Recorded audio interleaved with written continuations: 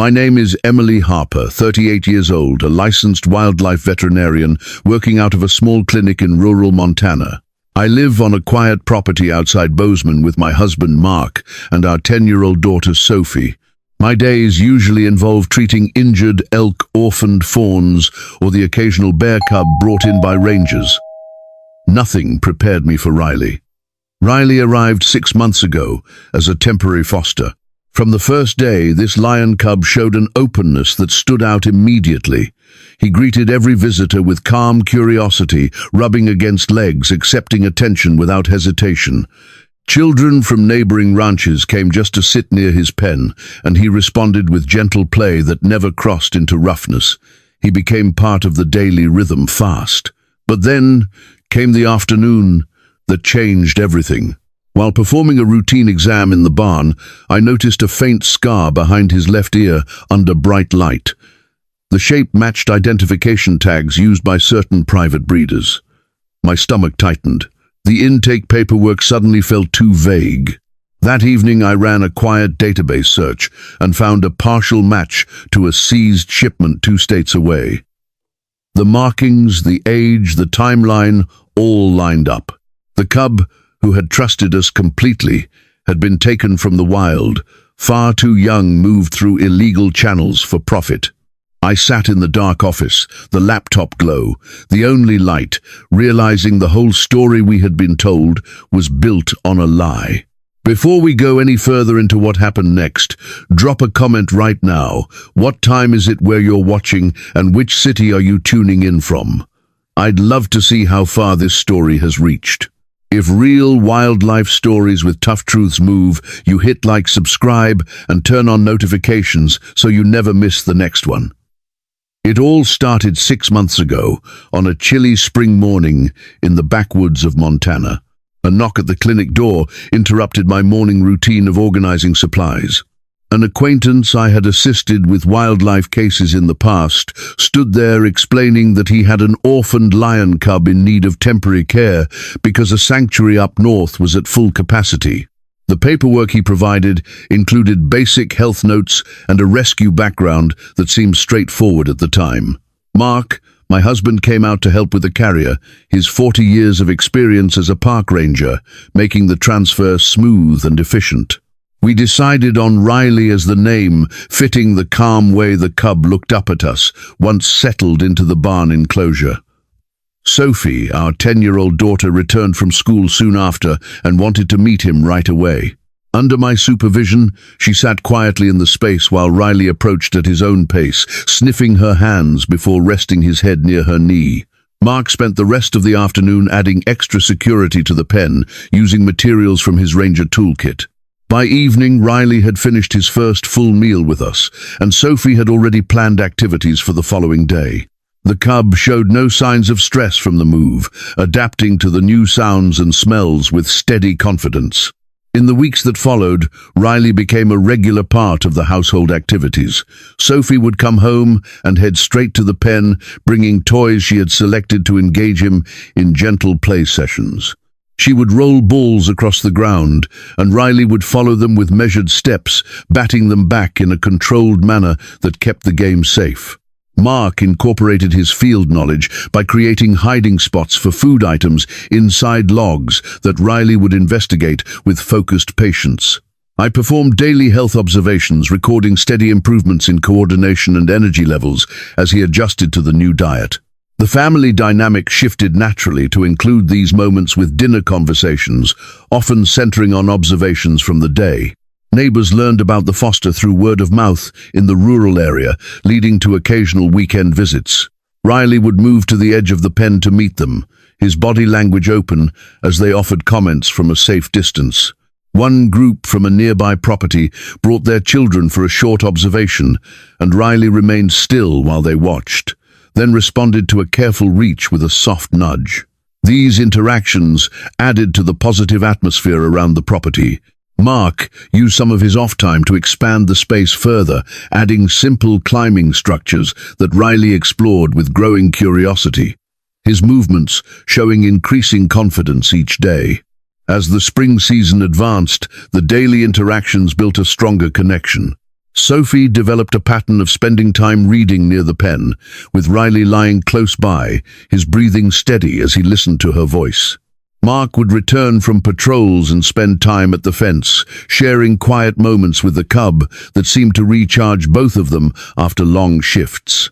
I balanced my clinic duties with additional home time, using the opportunity to note behavioral patterns in my logs that stood out from other cases. The community began to view Riley as part of the local landscape, with people stopping by to share their own experiences with animals and leaving with positive impressions. Sarah, my old friend, who is 35 and works as a veterinarian, focusing on exotic species at a facility in Billings, reached out during one of our periodic calls. We had built our professional relationship through shared training programs years earlier.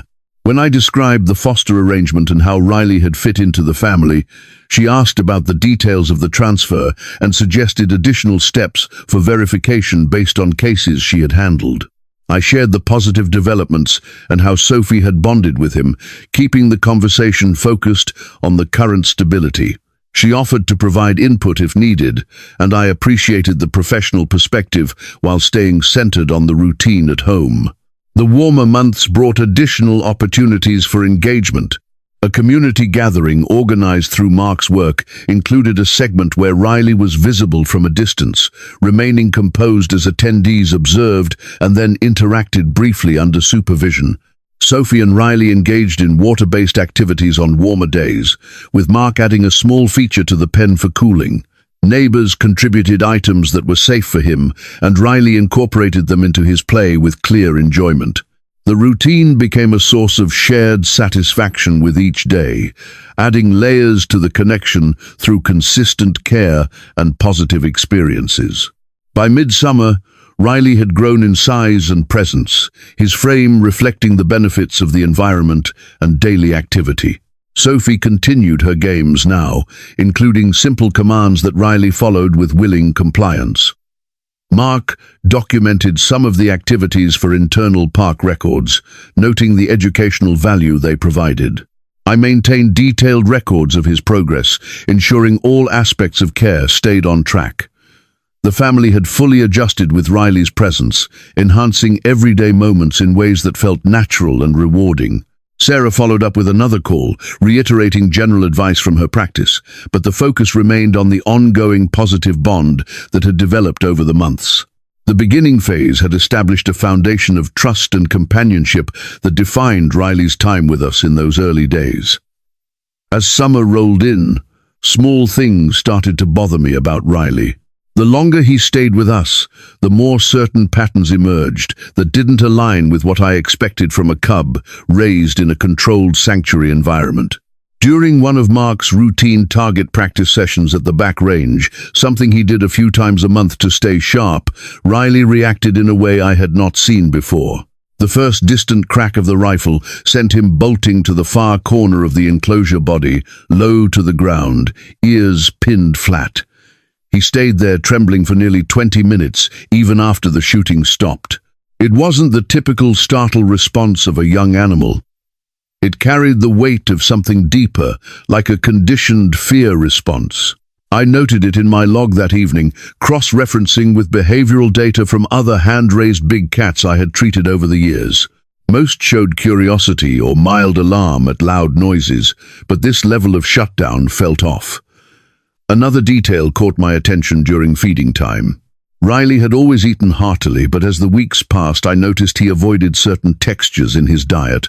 He would pick around chunks of raw meat that still had bone fragments attached, preferring softer portions or waiting until I cut them smaller. Wild-raised cubs at his age usually tore into bone in pieces with enthusiasm. This selective behavior suggested early exposure to processed or pre-cut food, the kind often used in private holding facilities.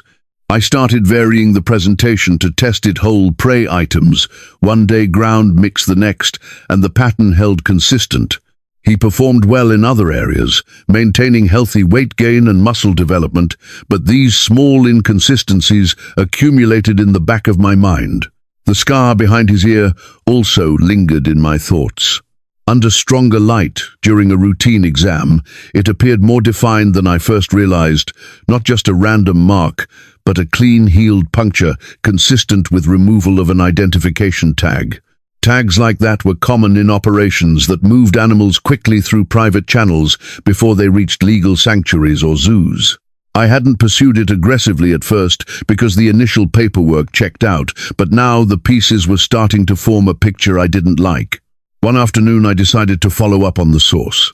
The man who had delivered Riley was Jack Harlan, a local breeder in his early 50s who operated a small exotic animal facility about 40 miles east near the Wyoming line. He had supplied temporary holds for wildlife cases in the past, always with the right permits on paper, so I had no immediate reason to doubt him. I called him directly, keeping the tone professional and casual. I explained that Riley was doing well overall, but I wanted more background on his early weeks to fine-tune the care plan. Jack responded quickly, repeating the same story about the cub coming from an overcrowded northern facility that couldn't keep him. When I asked for the name of that sanctuary or any transfer records, he hesitated, then said the documents were with his office manager and he would email them later. The call ended politely, but his voice carried a slight edge that hadn't been there before. Back at home, the daily rhythm continued without major disruption. Sophie still spent time near the enclosure each afternoon, reading or drawing, while Riley lounged close by in the shade. Mark returned from patrols and checked the pen, as usual, reinforcing sections where Riley had started testing the fencing with playful pushes. Neighbors dropped by, occasionally drawn by word of the cub, and Riley greeted them with the same calm approach, moving to the barrier head tilted, accepting attention without aggression. The family remained content. Dinners included light stories about his latest antics, and the property felt more alive with his presence. Yet those quiet observations kept surfacing in my mind during off hours. I pulled up public records on exotic animal holdings in the region, scanning for any mentions of Jack's operation. Nothing flagged immediately, but a few older listings showed he had transitioned from domestic exotics to larger species over the last decade, a shift that often carried risks if oversight was lax. Sarah called again around mid-July, checking in on a separate case we had collaborated on. I mentioned Riley's progress in passing and casually brought up the odd reactions to noise and food. She paused, then asked pointed questions about the intake chain, who had handled him before Jack, any health certificates from the supposed origin point. I admitted the details were thin and promised to press for more paperwork. She advised running a basic microchip scan if I hadn't already, noting that some private breeders used unregistered or cloned chips to obscure origins. I thanked her and ended the call with a plan to schedule it the following week. The doubts were no longer background noise. They had become a steady undercurrent, pulling at the edges of what had felt like a straightforward foster arrangement. By late summer, the inconsistencies had grown enough that I started keeping separate notes, dates, behaviors, responses, away from the main log. Riley himself showed no change in demeanor toward us. He remained steady, approachable content in the routine we had built. The family carried on as before, unaware of the questions building in my head. Jack had not yet sent the promised documents, and each day without them added another layer to the unease. The picture was no longer perfect, and the small cracks were beginning to spread. One evening in late August, while cleaning Riley's enclosure, I found something hidden under a loose board near the water trough. A small waterproof pouch had been taped there out of sight from casual view, but accessible if someone knew where to look. Inside were 2 folded sheets of paper and a printed photograph. The first document was a USDA exhibitor tag receipt dated 18 months earlier, listing a lion cub with matching physical descriptors. Male, estimated birth date, distinctive ear notch. The tag number matched the scar pattern I had examined weeks before, but the issuer name was forged. The signature and stamp did not align with any active licensed facility in the database. I cross-checked later that night. The second sheet was a handwritten transport log, incomplete, but showing movement from a holding site in Texas to Jack Harlan's address in Wyoming.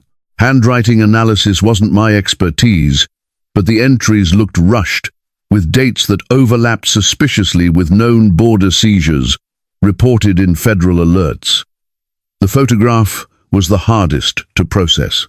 It showed a very young cub, Riley at perhaps 8 weeks, inside a metal crate stacked among dozens of others in what appeared to be a warehouse loading dock. The background included shipping labels in multiple languages, one clearly reading, "Origin South Africa, captive bred." The image quality was poor, likely snapped on a phone, but the crate markings and the cub's markings were unmistakable. This wasn't from a legitimate sanctuary transfer. It pointed to an illegal import or interstate breeding operation designed to skirt federal regulations under the Endangered Species Act and Lacey Act. I sat on the barn floor for a long time, with the items spread out in front of me, the enclosure light casting long shadows. The discovery shifted everything from vague suspicion to concrete evidence. I photographed each piece with my phone, careful not to disturb fingerprints or original placement, then resealed the pouch and returned it exactly as found. My next step was immediate. I needed professional verification before confronting anyone. I called Sarah the following morning from the clinic parking lot, away from the house. I described the find without sending images over unsecured lines, focusing on the key discrepancies. Forged, tag, transport, log inconsistencies, photo origin indicators. She listened in silence for a full minute, then spoke in the measured tone she reserved for high-risk cases. She confirmed that the tag format matched patterns used in several documented exotic animal trafficking rings she had consulted on in the past 2 years. The South African export stamp raised red flags for CITES violations, since lion cubs from captive breeding there often ended up in the black market pet trade. She advised pulling Riley's microchip immediately, using portable scanner equipment she could overnight if needed, warning that many trafficked animals carried, cloned, or unregistered chips to avoid traceability. We agreed I would scan him that afternoon and send encrypted results to her contact at a federal wildlife forensics lab she trusted. The scan revealed exactly what she feared. The microchip number was registered to a now-defunct facility in Florida that had lost its license 3 years prior after a raid. The database entry showed the chip had been retired, yet here it was active in Riley. Sarah's lab contact ran a deeper trace and confirmed the number had been duplicated across multiple animals in seized shipments. The trail led back to a network with ties to Jack Harlan's operation, nothing direct enough for immediate arrest, but enough to justify formal reporting. That evening, I told Mark. We sat at the kitchen table after Sophie had gone to bed. I laid out the documents and photos on the table between us, explaining each piece methodically. He stared at the evidence for a long time, jaw tight. When he finally spoke, his voice was low and defensive. He said the cub had been thriving with us, that Sophie had never been happier, that turning Riley over now would break her heart and disrupt everything we had built. He questioned whether the documents could be misinterpreted, suggested waiting for more proof before involving authorities. I understood his position. The emotional pull was real, but I explained the legal reality. Harboring an illegally acquired animal carried serious penalties, and delaying could implicate us further. The argument stretched late into the night. Voices kept quiet, but tense. Mark eventually agreed to let me proceed with reporting, but only after insisting we document every interaction to protect our family. The disagreement left a strain between us, the first real fracture in months of steady routine. Riley remained unaware of the shift, still greeting us with the same calm trust each morning. Sophie continued her after-school visits, unaware of the growing tension in the house. I kept my clinic schedule light that week to focus on next steps, compiling a timeline of events and attaching the photos to an encrypted file. Sarah coordinated with her contacts, confirming that U.S. Fish and Wildlife Service would likely open an inquiry once I submitted the formal tip. The first real clue had turned suspicion into action, and the path forward was no longer reversible. By early fall, I couldn't ignore it anymore. I had to know the full story. The pouch and its contents had sat like a weight in my mind for weeks, and every time I passed the enclosure, I felt the pull to act. I waited until a quiet weekday when Mark was on an overnight patrol and Sophie was at a school overnight trip. From the clinic office after hours, I opened a secure browser and navigated to the U.S. Fish and Wildlife Service tip-line portal. The form required detailed descriptions, attachments, and contact information, but I used an anonymous submission option first to gauge response. I attached encrypted copies of the photographs, the forged tag receipt, the transport log, and a summary of the microchip duplication. Within 48 hours, an agent named Ramirez replied via encrypted email, confirming receipt and requesting a phone call on a secure line. Our first conversation lasted nearly an hour. Agent Ramirez listened without interruption as I walked him through the timeline.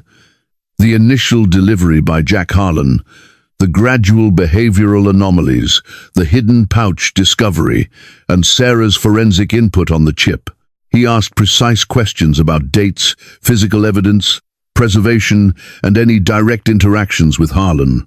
He explained that the photo's background elements, shipping labels, crate codes, matched patterns from 2 prior seizures in the Southwest, both linked to a loose network trafficking African lion cubs bred for the private exotic pet market.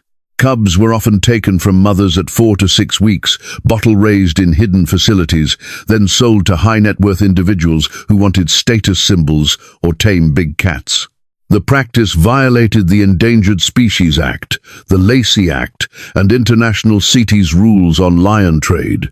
Ramirez confirmed Jack Harlan appeared in their database as a person of interest, not yet charged, but associated with multiple suspect transfers over the past 5 years. The agent arranged for a discreet, in-person meeting at a neutral location outside Bozeman. There he showed me redacted case files and a short video clip recovered from a camera trap in a protected reserve in northern Botswana. The footage, timestamped 2 years earlier, captured a lioness with fresh wounds around her teats pacing anxiously near a den site. Rangers had documented the area shortly after and found signs of human intrusion, vehicle tracks, discarded, bottle feeders, tranquilizer, dart casings. The cubs were gone. Cross-referencing the lioness's unique ear tears and spot patterns with the young animal in Harlan's shipment photo left no doubt she was Riley's mother. The video looped silently as the lioness called out her roars, carrying across the dry grassland unanswered. I watched it 3 times before the room blurred. Tears came without warning. They weren't loud sobs, just steady, quiet streams that I couldn't stop. The agent handed me a tissue and waited patiently while I composed myself. Seeing her search, hearing the emptiness in her calls, made the abstract crime concrete. Riley had been stolen from that wild place from that mother, reduced to inventory in a trafficking ledger. The emotional bond we had formed felt suddenly fragile, built on theft. I wiped my face and asked what came next. Ramirez outlined the process they would verify, chain of custody, coordinate with state wildlife officers, and prepare for a search warrant on Harlan's property. He emphasized that our foster status protected us from immediate liability if we cooperated fully, but any delay could complicate things. I signed the necessary forms on the spot, providing sworn statements and access to my logs. Back home, the house felt quieter than usual. Sophie returned from her trip full of stories, oblivious to the shift. She spent the afternoon with Riley as always, tossing soft toys over the fence, while he watched with steady interest. Mark noticed my red eyes when he got home and pulled me aside in the kitchen. I told him about the meeting, the video, the confirmation of Riley's origin. His face hardened at first, then softened as I described the lioness. He didn't argue this time. Instead, he asked how long we had before authorities moved. I said weeks at most, depending on evidence corroboration. We agreed to keep things normal for Sophie until we had clearer timelines.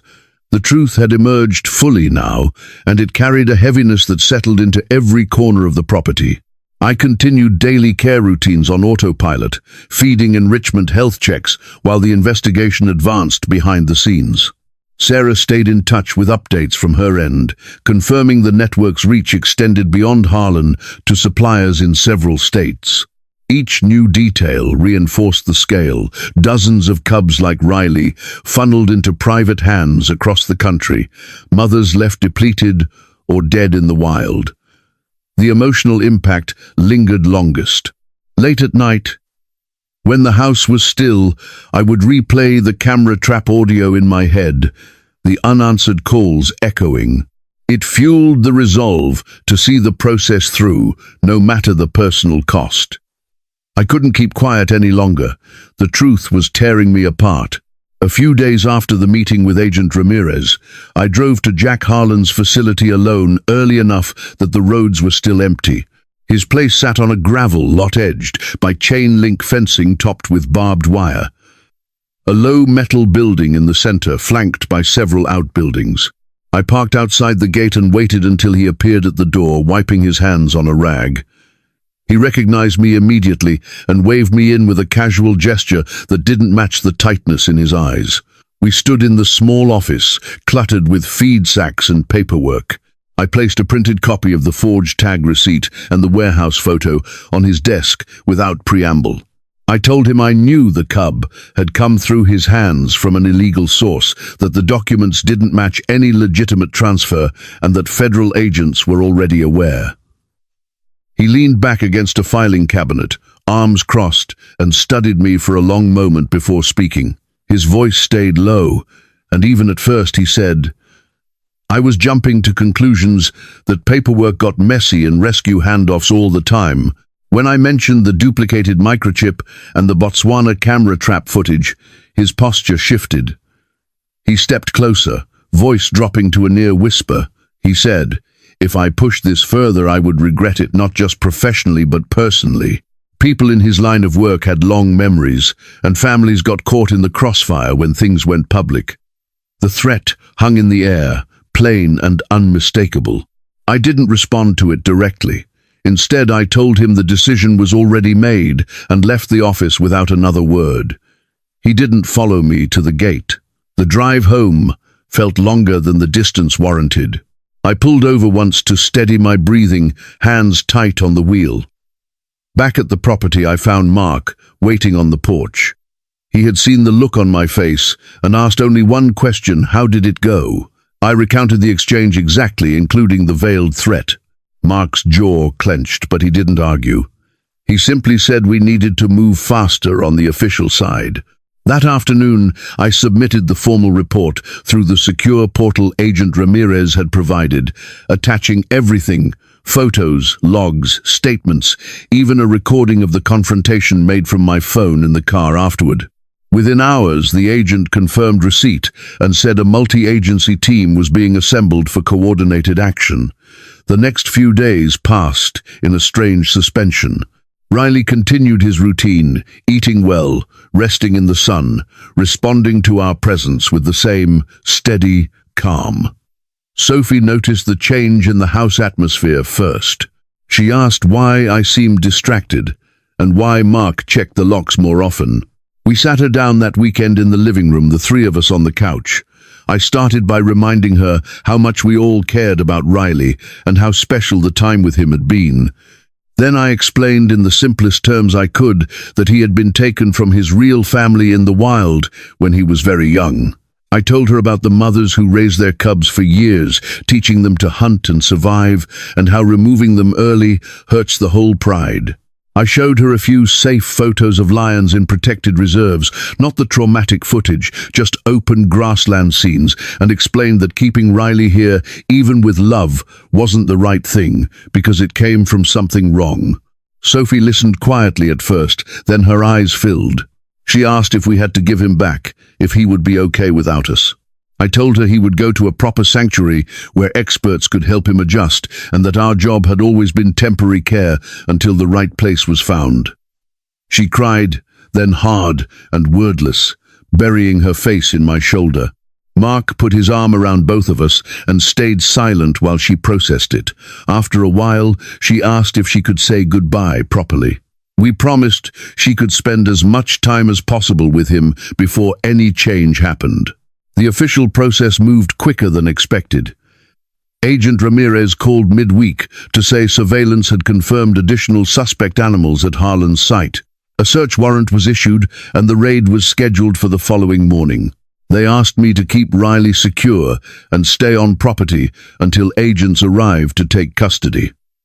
That night, the house was quiet. Sophie stayed up late drawing pictures of Riley and the wild ones she wanted to give to whoever cared for him next. Mark and I sat on the porch, watching the enclosure under the floodlight, neither of us speaking much. The confrontation had forced the decision, and now the machinery of justice was in motion. Whatever came next would happen on a larger scale than our small corner of Montana. The raid came on a crisp October morning when frost still clung to the grass. 2 unmarked SUVs and a state wildlife truck pulled up to Jack Harlan's facility just after dawn. Agent Ramirez led the team, flanked by uniformed officers and a veterinarian from the regional office. They moved in coordinated silence, serving the warrant at the gate before entering the main building.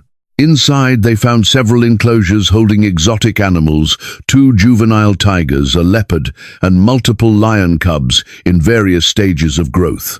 Riley was not there. He remained secure at our property under my supervision, as arranged. The agents documented everything methodically, photographing conditions, collecting records, securing live animals into transport crates designed for large carnivores. Harlan was taken into custody without resistance, handcuffed, and placed in the back of one SUV. The operation lasted less than 3 hours before the site was cleared. By mid-morning, the call came from Agent Ramirez. All animals had been removed safely and were en route to approved facilities. Riley's turn would come that afternoon. A transport team arrived at our place around 2 o'clock. 2 biologists and a driver in a climate-controlled trailer. They introduced themselves briefly, reviewed my care logs, and performed a quick health check on Riley before loading him. He walked into the crate on his own after a light lure of meat, calm as ever. Sophie stood at the fence line with Mark's arm around her shoulders, watching silently. She didn't cry this time. She simply raised her hand in a small wave as the trailer doors closed. I signed the transfer paperwork, handed over the final medical records, and watched the vehicle disappear down the gravel road. The enclosure looked empty in a way that hit harder than expected.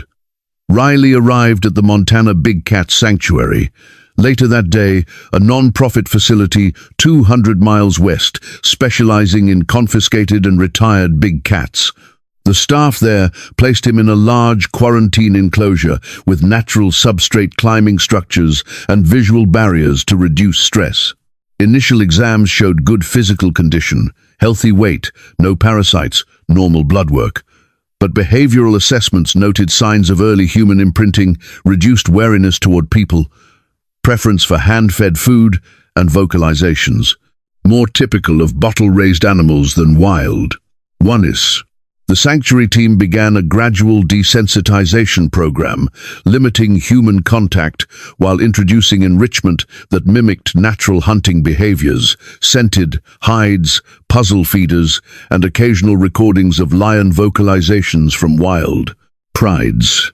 Within weeks, he started responding to the new stimuli, spending more time exploring and less time near the keeper gates. Meanwhile, the legal process against Jack Harlan moved forward swiftly. Federal prosecutors filed charges under the Endangered Species Act for unlawful possession and transport of protected wildlife, plus violations of the Lacey Act for interstate trafficking of illegally acquired animals. Evidence from the raid seized documents, witness statements, duplicated microchips, and the Botswana footage built a strong case. Harlan's prior history of permit violations added weight. In the plea negotiations, he avoided a full trial by cooperating with investigators on naming suppliers higher in the chain. The judge sentenced him to 4 years in federal prison, followed by 3 years supervised release. He was also ordered to pay a fine of $75,000 in restitution to wildlife conservation funds and cover costs of animal relocation and care. The penalties sent a clear message: through the regional exotic animal community, enforcement had tightened, and the risks now outweighed the profits. Months passed at the sanctuary. Riley adapted steadily. He gained weight and muscle tone from the varied diet and exercise. Staff observed him interacting with two older lionesses in an adjacent enclosure through a protected fence line, initial curiosity turning to tentative grooming behaviors over time. The long-term plan included possible integration into a small pride group once his social skills improved, or permanent residency at the sanctuary if full rewilding proved unfeasible due to imprinting. Regular updates came through email, photos of him lounging on rocky outcrops, playing with large tires resting under shade trees. Each image showed incremental progress toward a more natural existence. Back home, the property felt different without him. Sophie kept his drawings on her wall and asked occasional questions about lions in the wild.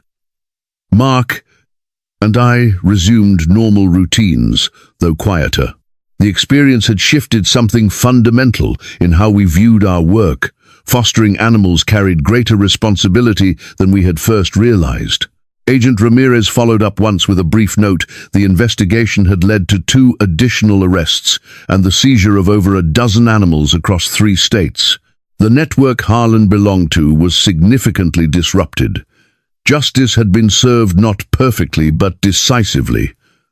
Months later, standing at the sanctuary fence, I watched Riley one last time. The enclosure stretched wide across rolling terrain, native grasses, scattered boulders, a small pond reflecting late afternoon light. Riley moved, with a confidence I had not seen during his time with us.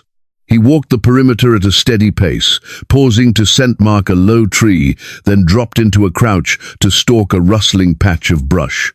2 adult lionesses lounged nearby on a sun-warmed rock shelf, watching him without tension. He approached them slowly, head low in greeting, and after a brief exchange of head rubs, they settled together in the shade. The sight carried a quiet finality. He belonged here now, part of a small, carefully managed pride, living as close to wild as his early history allowed. I gripped the top rail of the fence, the cold metal biting into my palms. Tears came again, slower this time, tracing warm paths down my cheeks. They were not born of regret, but of a deep, aching pride mixed with release. I had helped take him from a life built on theft and given him a chance at something real. The decision had cost us. Sophie still kept his old toys in a box under her bed, and Mark occasionally stared at the empty enclosure with a distant look, but it had also restored something essential. We had chosen the harder path, the one that honored what Riley truly was. A sanctuary staff member joined me at the fence, pointing out behaviors that showed progress. Riley now initiated play with the older females, responded to natural vocal cues, and spent long stretches hunting simulated prey items hidden across the habitat. Full rewilding remained unlikely. His imprinting ran too deep, but permanent residency here meant lifelong protection, veterinary care, and the company of his own kind. No more private sales, no more hidden crates, no more forged papers. He was safe, and that knowledge settled the last of the weight I had carried. As the sun dipped lower, I turned away from the fence and walked back to the parking area. The drive home passed in silence, the landscape blurring through the windshield. When I pulled into our driveway, Sophie met me at the door holding one of her drawings, a lion standing tall on a savanna ridge. She asked if Riley looked happy. I told her yes, he did, and that he had friends now who understood him in ways we never could. She nodded, folded the paper carefully, and went inside to add it to her collection. That evening I sat at the kitchen table with my laptop open, the screen glowing in the dim room. I thought about the thousands who had followed Riley's story through the videos and updates we shared. They had seen the friendly cub who greeted everyone, witnessed the slow unraveling of the lie, and now they needed to hear the end, not just the facts, but the meaning behind them. Compassion alone is not enough when it blinds us to the bigger picture. We feel love for these animals. We want to hold them close, but true care demands we recognize their wild nature and protect it from exploitation. The exotic pet trade thrives on that gap between emotion and responsibility. It turns majestic creatures into commodities, separates families in the wild, and leaves lasting damage that no amount of affection can repair. Riley's journey showed me that the most powerful act of love is sometimes letting go, advocating for laws that enforce protection, supporting sanctuaries that provide real refuge, and speaking out against the trade that profits from suffering. We can't keep wild animals as pets. True love means letting them be free and protecting them from harm. If this story moved you, if it made you think differently about wildlife and our role in their world, please subscribe to the channel right now for more real accounts of rescue and conservation. Hit that like button if you felt the impact. Share this video with friends and family who care about animals, and turn on notifications so you never miss the next story that could change how we see the wild. Your support helps spread the message that compassion must be matched with action. Thank you for watching Riley's story to the end.